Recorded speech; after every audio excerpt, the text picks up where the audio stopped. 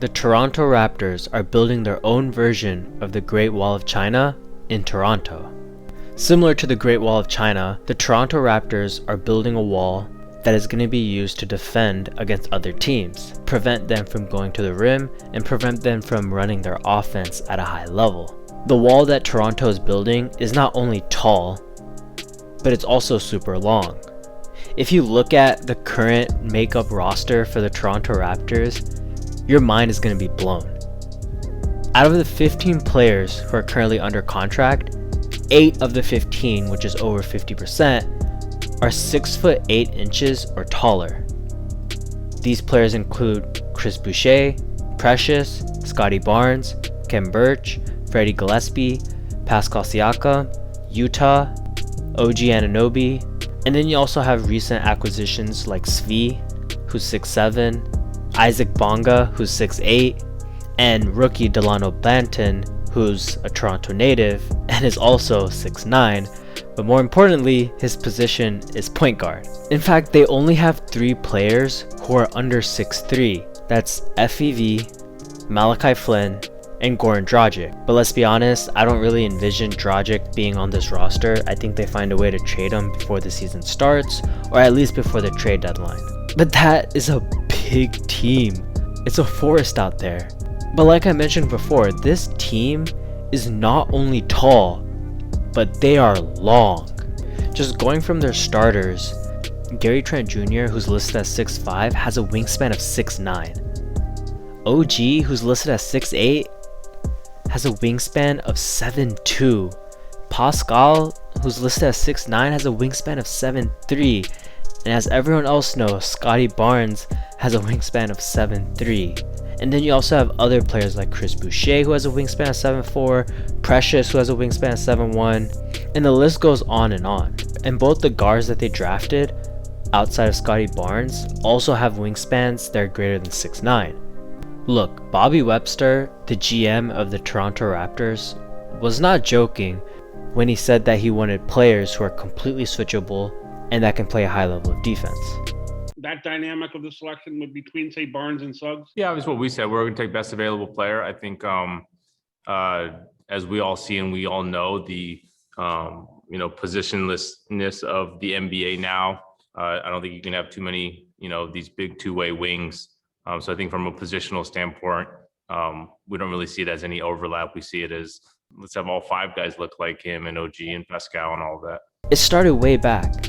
They drafted OG, they got Pascal Siakam, they traded for Gary Trent this past season, and they made a number of acquisitions for Precious to make sure their roster is filled with all these players. And the crazy thing is, this roster is not just going to be switchable amongst their 5 starters.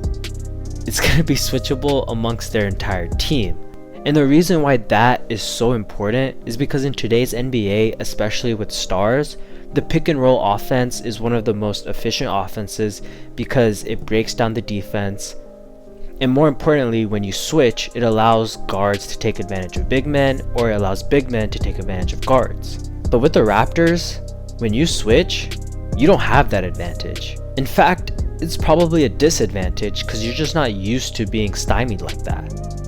Imagine you're dribbling up the court and you have Scotty Barnes on you. You don't want to really deal with his wingspan or his defensive tenacity, so you call for a pick. You get the pick and you switch. And now you have Pascal Siakam on you. Okay, you don't want Pascal Siakam. You call the center over and you get the switch. Now you have Chris Boucher, who is a bit slower, but at the same time, he's 6'10 and he has a 7'4 wingspan. What are you gonna do?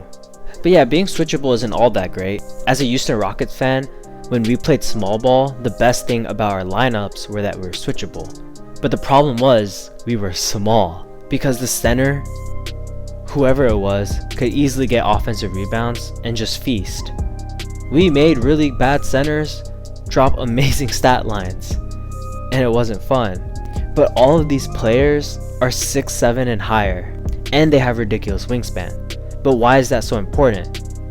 When you have a bunch of tall players who also have long wingspans, it gives you this feeling that the court is smaller, that the court is more congested than it usually is. And that makes it difficult for opponents to get comfortable. The driving lanes, the shots, and the spacing you thought you had because you played other teams in the NBA are all of a sudden gone when you play the Raptors.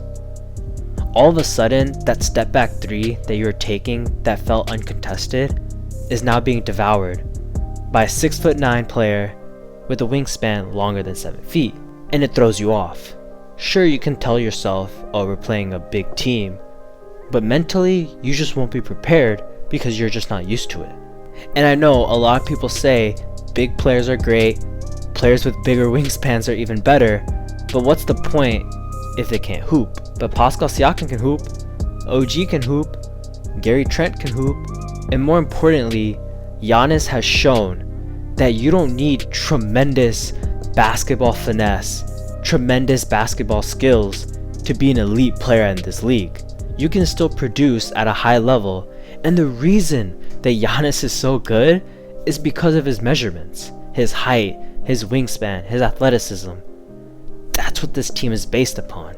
Similar to how the Great Wall of China was successful in defending their territory from outside invaders, the Toronto Raptors will also be successful in defending their home court, in defending their rim, their territory from the rest of the NBA. The NBA needs to watch out because the Raptors are building one of the best defensive teams in the league.